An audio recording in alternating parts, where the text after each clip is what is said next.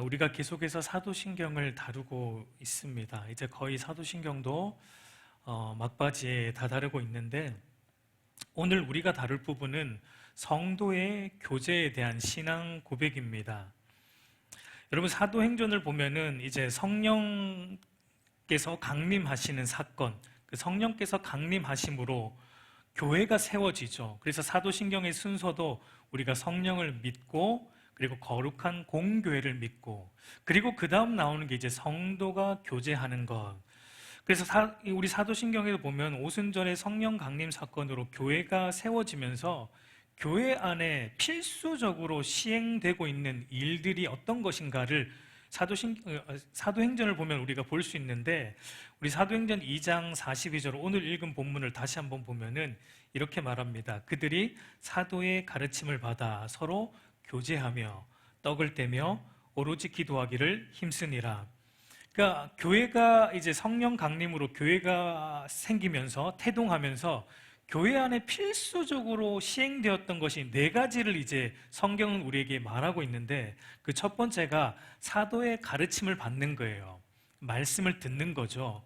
말씀을 배우는 것. 그리고 두 번째가 서로 교제하는 것, 성도가 교제하는 것. 그리고 세 번째는 떡을 떼는 것. 여러분, 이 떡을 떼는 것은 뭐 좁게는 성찬이라고도 말할 수 있고, 넓게 보면은 예배라고도 말할 수 있어요. 왜냐하면 초대교회 때는 매 예배 때마다 성찬을 시행했기 때문에 이 떡을 떼는 것은 예배를, 넓게 보면 또 예배를 의미합니다. 그리고 네 번째는 기도하는 것. 그러니까 이 네 가지는 교회라면 반드시 시행되어야 하는 필수적인 요소라는 거예요.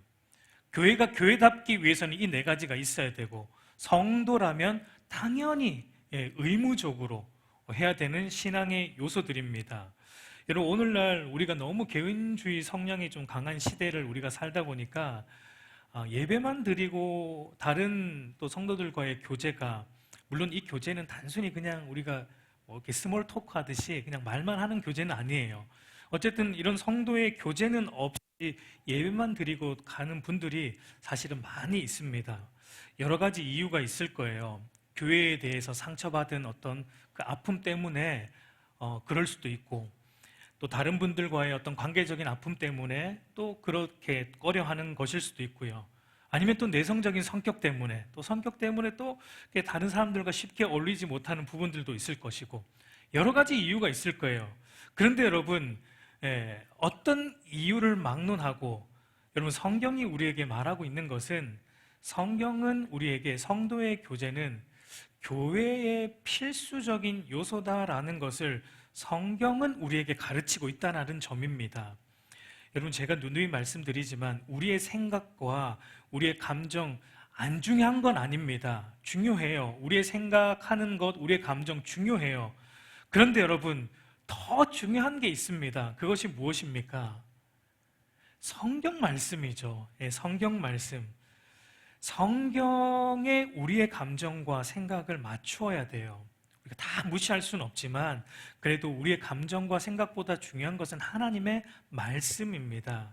그렇기 때문에 여러분, 우리가 가지고 있는 이유가 있을 수 있습니다. 그러나 그 이유가 어떠하든지 우리의 신앙과 본분의 유일무이한 이 법칙인 성경 말씀으로 우리는 돌아가야 돼요. 성경의 뜻에 나의 생각과 나의 감정도 우리가 맞추어야 됩니다. 그러면 여러분, 성경이 말하는 성도의 교제가 무엇인지, 왜 성경은 이 성도의 교제를 이토록 중요하게 여기는지, 왜 이 사도신경, 우리가 믿어야 할 어떤 믿음의 내용의 핵심적인 요약 안에 왜 사도들은, 왜 초대교회 성도들은 이 성도의 교제라는 부분을 넣어 놓았는지, 그 중요성이 무엇인지 오늘 우리가 간단하게 조금 살펴보고자 합니다. 우리 하이델베르그 교리문답 55문에 아주 잘 간단하게 요약을 잘 해놓았는데, 오늘 이것을 중심으로 우리가 두 가지만 좀 살펴보겠습니다. 한번 같이 읽어볼게요. 제가 문을 읽으면 다 같이 답을 읽겠습니다. 당신은 성도의 교제를 어떻게 이해합니까? 첫째, 신자는 모두 저마다 그리스도의 지체로서 그리스도와 교제하고 그리스도의 모든 보화와 은사에 참여한다는 뜻입니다. 둘째, 각 신자는 자기 은사를 다른 지체의 유익과 구원을 위해 기꺼이 그리고 즐거이 사용할 의무가 있다는 뜻입니다. 여러분, 하이델베르그 교리문답을 보면 두 가지로 이제 성도의 교제를 크게 두 가지로 나누어 우리에게 설명을 해주는데, 그 첫 번째만 우리가 떼어서 한번 보면은, 신자는 모두 저마다 그리스도의 지체로서 그리스도와 교제하고 그리스도의 모든 보화와 은사에 참여한다는 뜻입니다 라고 말합니다. 그러니까 이 첫 번째 내용이 담고 있는 바가 뭐냐면, 성도의 교제, 우리가 하는 성도의 교제의 뿌리, 이것이 어디로부터 나왔는지를 이제 여기서 설명하고 있어요. 그리고 참된 성도의 교제가 이루어지려면 우리 안에 먼저 선행이 되어야 하는 것이 무엇인지를 오늘 이 첫 번째 부분이 설명해 줍니다. 여러분, 성도의 교제가, 참된 성도의 교제가 이루어지려면 먼저는 저와 여러분 신자 개개인 안에 성령 하나님을 통해 머리 대신 그리스도와 한 몸을 이루는 영적 연합이 먼저 이루어져야 됩니다. 그것이 그리스도와 교제예요. 그리고 그리스도에게 우리가 한 몸이 되므로 그리스도의 모든 보화와 은사에 참여하는 것으로부터 성도의 교제가 시작이 됩니다. 그러니까 우리가 먼저, 쉽게 말하면 저와 여러분이 개인이 먼저 하나님과 인격적인 사귐, 하나님과의 교제가 있어야 된다는 얘기입니다. 우리가 먼저 하나님과 인격적인 사귐과 교통함이 있는 사람만이 성경이 말하는 참된 성도의 교제를 할 수 있다라고 말하고 있는 거예요. 여러분, 우리 주님께서 제자들에게 이제 십자가에서 죽으시고 부활하시고 승천하실 것을 앞두시고 세상에 남겨지게 될 제자들을 염려하셨어요. 그리고 제자들을 염려하시면서 이런 기도를 하셨습니다. 우리 요한복음 17장 11절 말씀 한번 같이 읽어보겠습니다. 나는 세상에 더 있지 아니하오나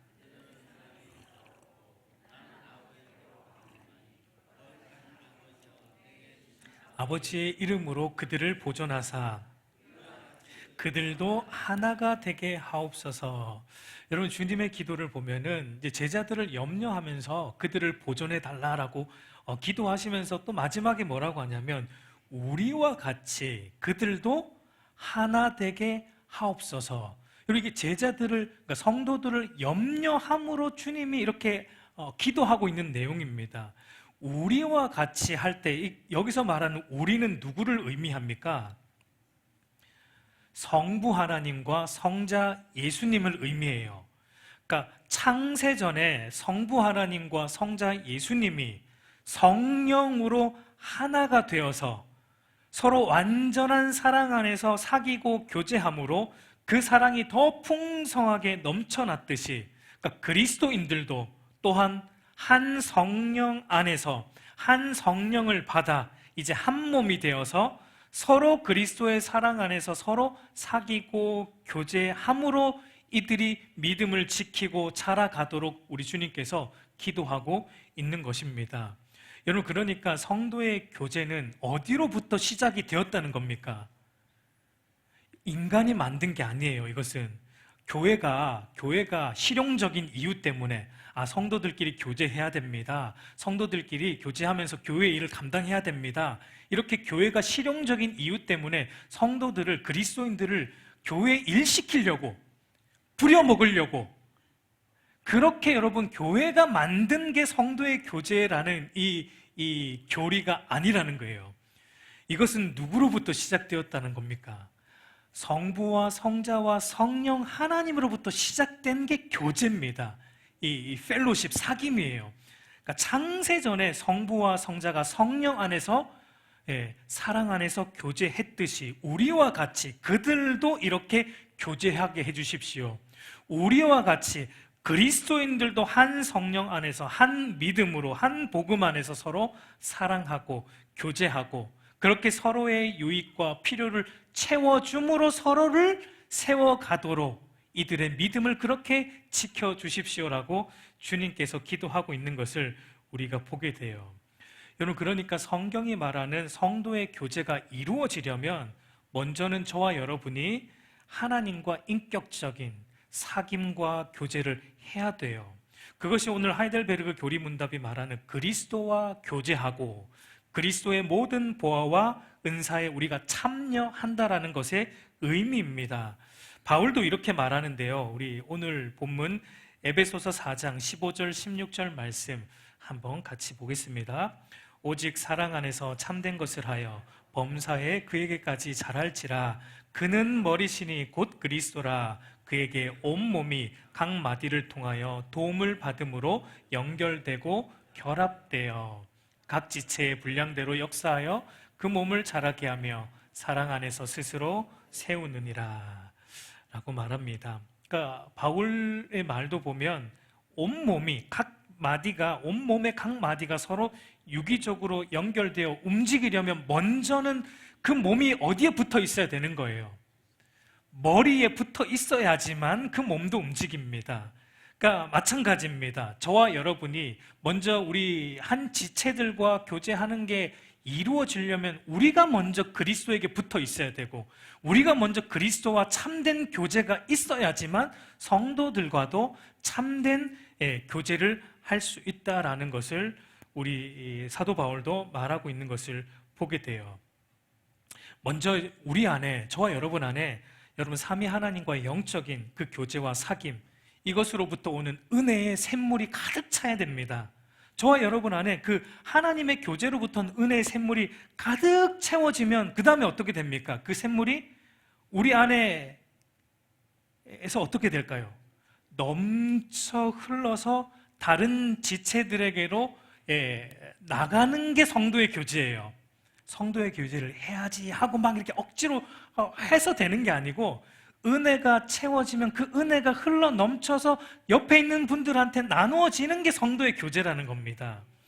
여러분 에덴 동산의 모습을 한번 떠올려 보세요. 하나님께서 에덴 동산을 만드셨을 때 에덴 동산의 특징 중에 하나가 에덴 동산에 4강이 흘렀습니다. 그죠? 4개의 그 발원하는 강이 흘렀는데 그 4강이 에덴 동산을 풍성히 적셨어요. 근데 그 강이 어디로 흘러갔습니까?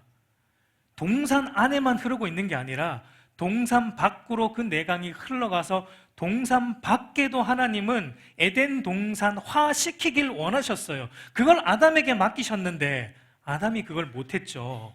아담에게 맡기신 일이 그거예요. 에덴 동산을 확장해 가는 거예요. 에덴 동산 밖으로. 그러니까 에덴 동산의 특징은 뭐냐면 그 은혜의 샘이 머물러 있는 게 아니라 밖으로 흘러가는 겁니다. 여러분 하나님의 은혜의 특징이 그래요. 하나님의 은혜를 받으면 우리만 못 받아요. 우리 안에만 가두어둘 수가 없습니다. 왜냐하면 은혜는 흘러 넘치는 것이 특징이기 때문입니다. 그래서 여러분 우리가 삼위 하나님과 우리가 먼저 교제함으로 은혜를 받으면 그 은혜가 넘쳐 흘러서 다른 이들에게 전달되는 것이 성도의 교제라는 겁니다. 여러분 우리가 교회에서 하는 사역들 중요합니다. 그런데 여러분 이 사역들의 원천은 무엇으로부터 나옵니까? 우리가 교회에서 여러 가지 우리가 가지고 있는 직분을 감당할 때 그것을 감당할 수 있는 원천이 어디로부터 오는 겁니까? 여러분 어디로부터 와요? 그것이 바로 하나님의 은혜로부터 와요. 여러분 내 열심으로 하게 되면 어떤 일이 일어납니까? 결국은 내 의로 기결이 되고 열심히 하지 못하는 자들에게는 상처를 주는 것으로 이어지게 되는 것을 우리가 교회 일들을 하면서 많이 경험하지 않습니까? 여러분 사역의 원천은 무엇으로부터 나와야 하냐면 하나님과의 인격적인 사귐으로부터 나와야 돼요. 그러면 여러분 하나님과의 인격적인 사귐은 무엇으로부터 옵니까? 우리가 하나님을 진실로 사랑하는 것으로부터 와요. 그러니까 여러분 사역은 사귐으로부터 오고 사귐은 사랑으로부터 오는 거예요. 다시 한번요. 교회의 사역은 하나님과의 사귐으로부터 오고 하나님과의 사귐은 하나님을 사랑하는 것으로부터 시작이 되는 겁니다. 그러니까 여러분 교회의 사역이 중요하지 않아요. 하지 말란 얘기가 아닙니다. 열심히 해야 돼요. 그러나 교회 사역보다 우선시 되어야 되는 게 저와 여러분 안에 하나님과의 인격적인 사귐과 교제가 있어야 되는 것, 하나님을 진실로 사랑하는 것. 여러분, 10계명 왜 1계명부터 주셨습니까? 하나님이 1계명부터 시작을 해야 되니까 하나님만을 섬기는 것으로 시작을 해야 돼요. 하나님 외에 우리 안에 다른 어떤 것이 있어서는 안 됩니다.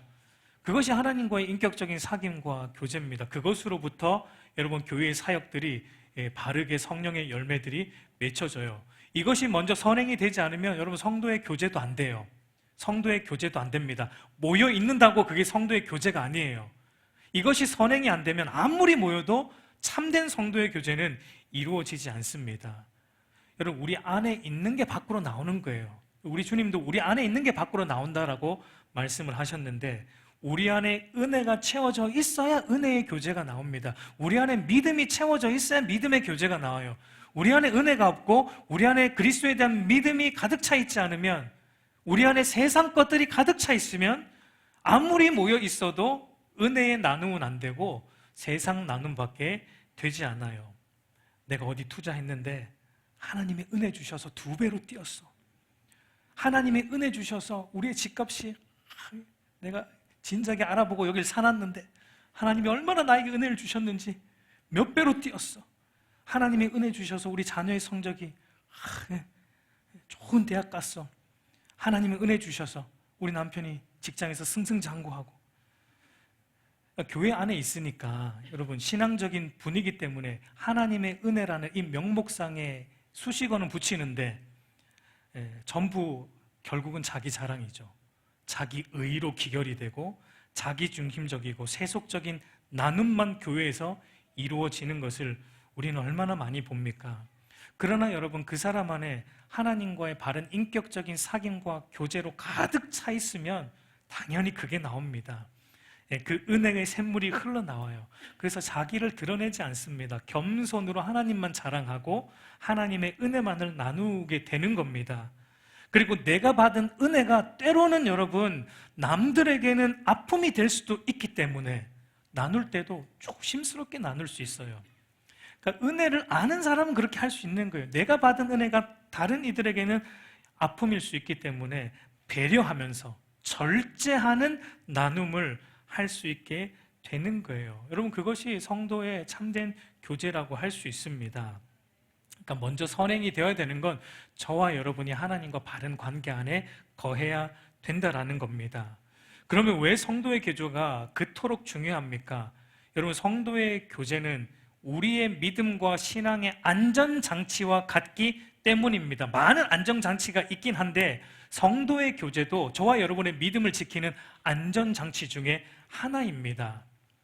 여러분, 세계에서 가장 큰 나무가 세코야 트리라고 해요. 저도 보지는 못했습니다. 제가 미국에 있을 때 그 요세미티 국립공원이라는 곳에 가서 큰 나무를 많이 보긴 했지만 이 나무는 보진 못했는데, 이 세코야 나무라는 게 여러분 세계에서 몇 군데밖에 없다고 해요. 그 크기가 엄청나요. 우리 사진에 보면은 이 사람 한 10명 이상이 팔을 벌리고 안아야지만 그 둘레가 가늠이 될 수 있을 정도로 두껍고, 높이가 한 83m 정도 되는 엄청난 높이에요. 이 나무 하나의 무게가 1385톤이라고 합니다. 엄청난 이 크기의 나무가, 여러분, 그런데 태풍이 불고 어떤 그 강풍이 불면은 여러분, 이 나무가 안 넘어지고 버티는 이유가 뭘까요? 뿌리가 깊어야 되는데, 근데 여러분, 이 나무에 재밌는 건 이 나무의 뿌리가 깊지 않대요. 나무의 뿌리가 그렇게 깊지 않다고 합니다. 그럼에도 안 넘어진대요. 그 이유가 무엇일까요? 그러니까 이 나무를 연구한 학자들이 말하길, 이 각각의 나무들만 있으면 넘어질 텐데 이 나무들의 밑에 있는 뿌리가 서로 연결이 되어 있대요.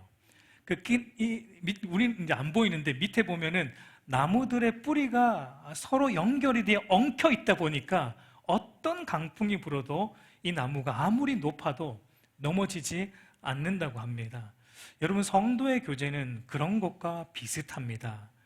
그러니까 성도의 교제라는 건 각각의 성도들이 한 믿음의 뿌리로 엉키는 겁니다. 한 믿음의 뿌리로 서로 엉키는 것과 같아요. 여러분, 성도 혼자 신앙생활하면 여러분, 세상과 사탄의 유혹에 강풍이 불면 쉽게 넘어질 수 있지만, 그러나 성도들이 한 믿음의 뿌리 안에서 서로 연결이 되어서 한 믿음으로 교제하고 한 믿음 안에서 붙잡아 주면 넘어지지 않을 수 있는 힘이 있다라는 겁니다. 그런 이유 때문에 우리 예수님께서 그렇게 당부하면서 기도하는 거예요. 우리와 같이 저들도 하나 되게 해주십시오. 저들도 한 믿음 안에서, 한 성령 안에서 엉키게 해주십시오. 저들도 한 믿음 안에서 저렇게 엉켜서 서로 하나 되게 해달라고 우리 예수님께서 기도하셨고, 사도 바울도 그래서 성령이 하나 되게 하신 것을 힘써 지키라는 당부를 하고 있는 거예요.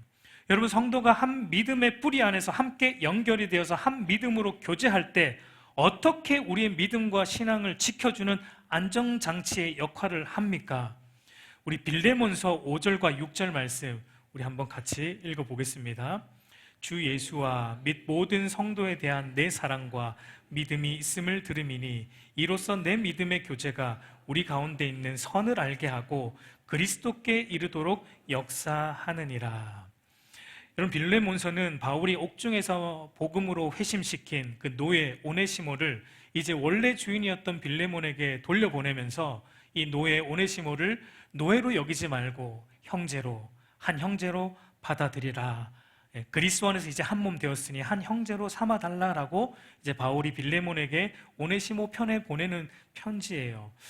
그리고 바울은 이 빌레몬이 이 주님을 사랑하고 그 사랑 안에서 다른 성도들을 사랑하는 믿음의 교제를 함으로 이 빌레몬의 믿음을 칭찬하고 있는 것을 우리가 보게 되는데, 빌레몬이 주님을 사랑하고 먼저는 주님을 사랑했고 그 사랑 안에서 다른 성도들과도 믿음의 교제를 하는 것을 통해 어떤 열매들이 나타나는데, 그것을 이제 바울이 우리에게 소개하는데 두 가지의 열매를 언급해요. 첫 번째가 선을 알게 했다는 겁니다. 빌레몬의 믿음의 교제를 통해, 성도들을 사랑하는 교제를 통해 선을 알게 했다. 여기서 말하는 선이 무엇입니까? 세상적인 어떤 도덕적인 선은 아니겠죠. 여기서 말하는 선은 하나님의 말씀대로 사는 것이 무엇인지, 하나님의 뜻대로 행하는 것이 무엇인지, 빌레몬이 성도들을 사랑으로 섬기고 교제하는 믿음의 교제를 통해 다른 성도들에게 본이 되었다는 거예요. 그러니까 여러분, 그러니까 성도들이 한 믿음의 뿌리로 엉켜서 믿음의 교제를 하면 우리 안에 뭐가 드러나고 뭐가 나타난다는 겁니까? 하나님 말씀대로 살아갈 수 있는 힘과 용기가 주어진다는 겁니다. 그러니까 여러분, 이런 거일 수 있어요. 우리가 개인적으로 보면 저와 여러분이 세상을 살 때 말씀대로 사는 것이 쉽지가 않죠. 말씀대로 살아가는 것이 쉽지가 않은데, 그러나 다른 성도들과 교제하는 가운데 내가 못하고 있는 그 믿음의 삶을 다른 성도가, 나보다 더 어려운 상황에 있는 성도가 오늘 우리 원로 목사님 말씀해 주신 것처럼 그 빌라델피아 교회처럼 여의치 않는 상황 속에서, 힘이 없는 상황 속에서도 말씀대로 살아가려고, 믿음대로 살아가려고 몸부림치고 있는 그 성도들의 모습과 나눔을 통해 다른 성도들이 어떻게 되는 거예요?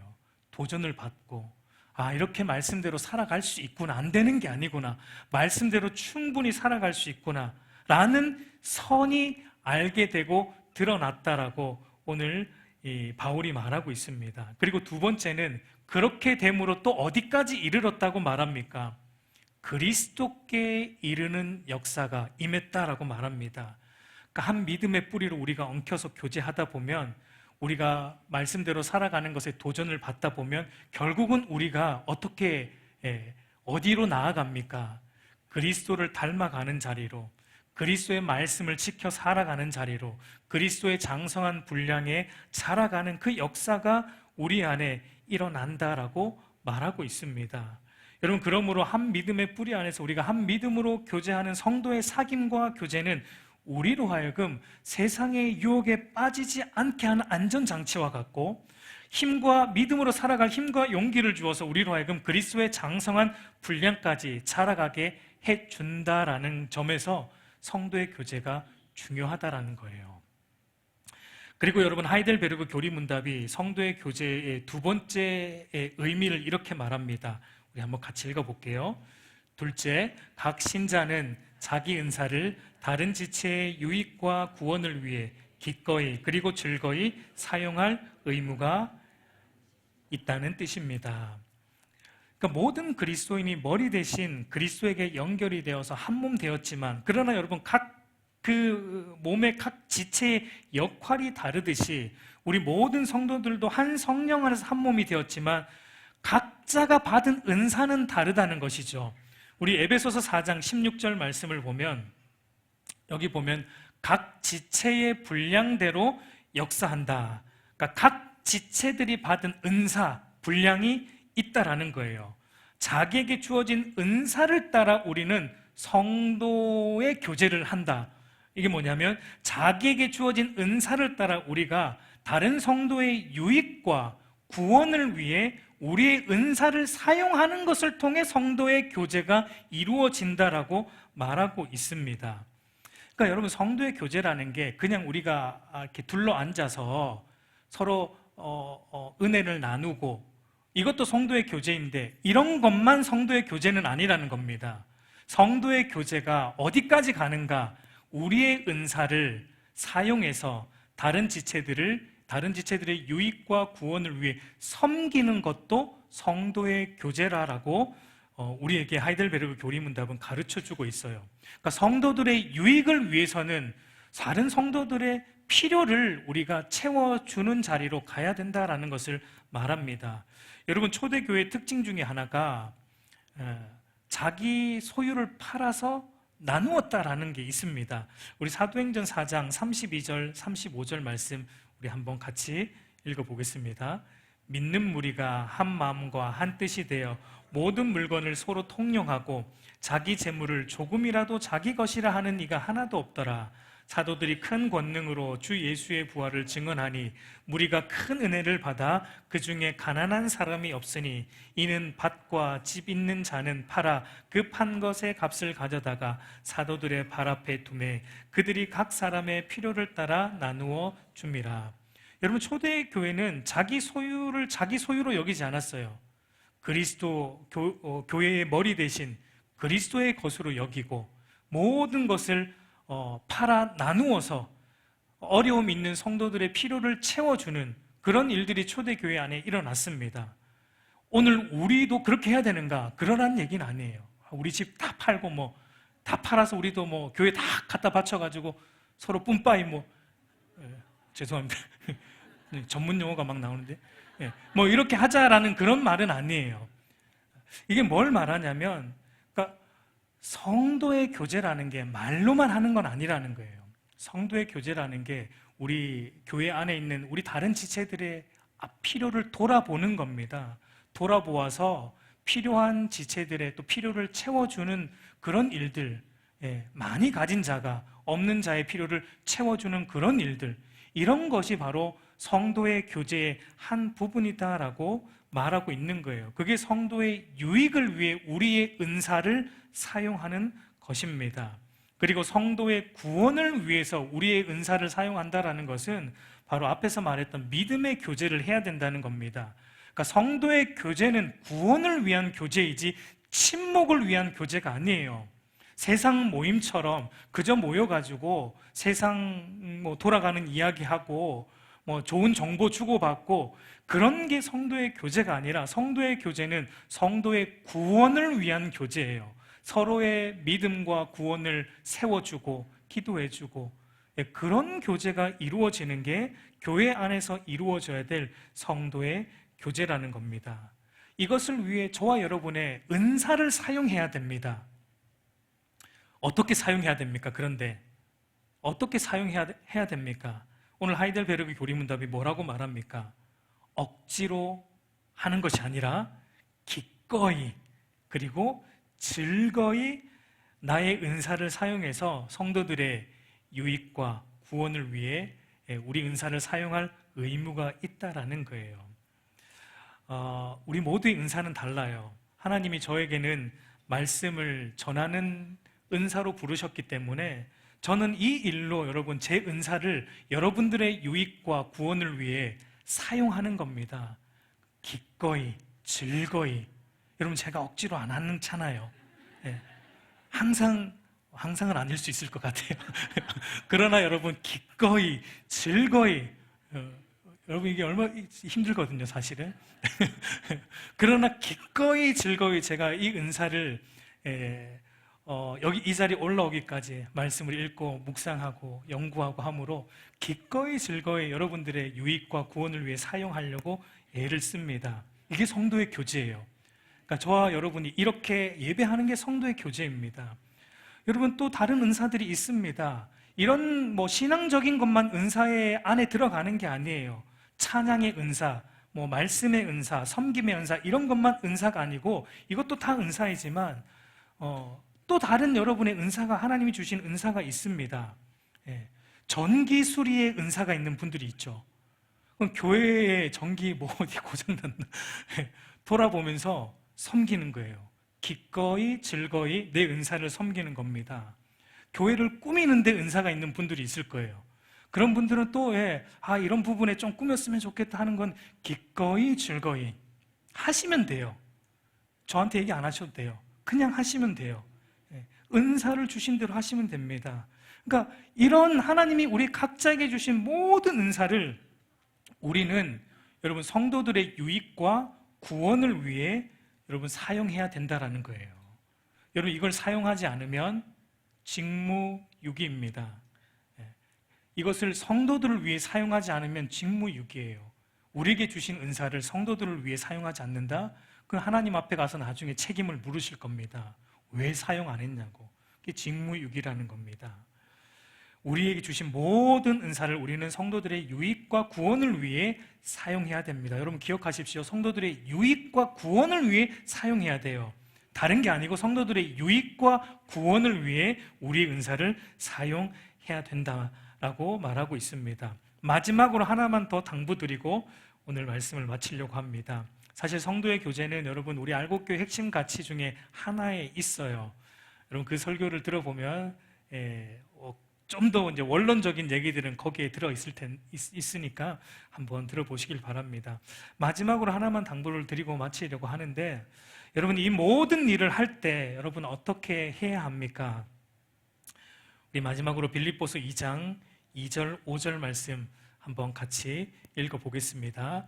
마음을 같이하여 같은 사랑을 가지고 뜻을 합하여 한 마음을 품어 아무 일에든지 다툼이나 허용으로 하지 말고 오직 겸손한 마음으로 각각 자기보다 남을 낮게 여기고 각각 자기 일을 돌볼 뿐더러 또한 각각 다른 사람들의 일을 돌보아 나의 기쁨을 충만하게 하라. 너희 안에 이 마음을 품으라. 곧 그리스도 예수의 마음이니. 여러분 우리가 우리의 은사를 하나님이 우리에게 주신 은사를 성도의 유익과 구원을 위해 기꺼이 즐거이 사용할 때 그렇게 성도들을 섬기고 성도들과 교제할 때 여러분 어떻게 해야 됩니까? 내 마음으로 해서는 안 됩니다. 그리스도의 마음으로 하십시오. 그리스도의 마음으로 할 때만 우리 안에 다툼이나 허영이 아니라 나보다 늘 남을 낮게 더 높일 수 있는 겸손의 마음이 우리 안에 유지될 수 있는 겁니다. 내가 교회를 위해 이렇게 했다는 여러분 있을 수가 없어요. 그게 나오는 순간 여러분 우리는 나보다 다른 사람들을 낮게 보는 것이고 그것으로부터 다툼과 허영이 일어나는 거예요. 여러분 교회에서 하는 모든 일은 내가 아니에요. 교회에서 하는 모든 일은 그리스도께서 하셨다입니다. 왜 그렇습니까? 여러분 예수님이 머리시잖아요. 예수님이 머리세요. 우리의 머리는 예수님이세요. 우리는 머리의 명령을 따를 뿐이죠. 그 몸의 지체이니까. 그러므로 우리가 한 모든 것은 사실은 그리스도가 우리를 통해 하신 거예요. 그러니까 여러분 그리스도께서 하셨다입니다. 여러분 우리는 그분의 몸의 지체들이에요. 우리는 우리 이 지체의 분량대로만 움직이면 됩니다. 분량대로만 움직이면 돼요. 모든 것은 그리스도가 관장합니다. 그러므로 모든 영광도 그리스도께 돌아가야 마땅합니다. 여러분 만물이 주에게서 나오고 주로 말미암고 주에게로 돌아가는 겁니다. 우리 사랑하는 성도 여러분, 이제 말씀을 맺겠습니다. 우리 성령 하나님께서 우리를 여러분 알곡교회 안으로 불러주시고 한 몸을 이루게 하셨다는 것을 여러분 결코 잊어서는 안 됩니다. 성령 하나님께서 하나 되게 하신 것을 여러분 힘써 지켜야 돼요. 나 하나쯤 여러분 그렇게 절대 되어서는 안 됩니다. 함께 해야 되고 함께 자라가야 돼요. 그리스도 안에서 하나님과 인격적인 사귐과 교제의 은혜가 저와 여러분 안에 끊이지 않도록 여러분 먼저 힘쓰시길 바라요. 이게 선행이 안 되면 여러분 교회는 힘이 없어집니다. 우리가 먼저 하나님과의 끊임없는 영적이고 인격적인 사귐 안에 거해야 되고 그것으로부터 다른 지체들을 하나님이 주신 나의 은사를 따라 다른 지체들의 유익과 구원을 위해 부지런히 기꺼이 즐거움으로 섬기는 이 성도의 교제가 여러분 우리 알곡교회 안에 넘쳐나기를 우리 주님의 이름으로 축복합니다. 그래서 여러분 우리 교회가 건강하게 자라가길 바라요. 우리 오늘 44주년 만으로 43주년 맞았는데 우리 교회가 정말 100주년 그 이상 될 때까지 건강하게 바르게 자라가는 은혜가 있기를 우리 주님의 이름으로 축복합니다.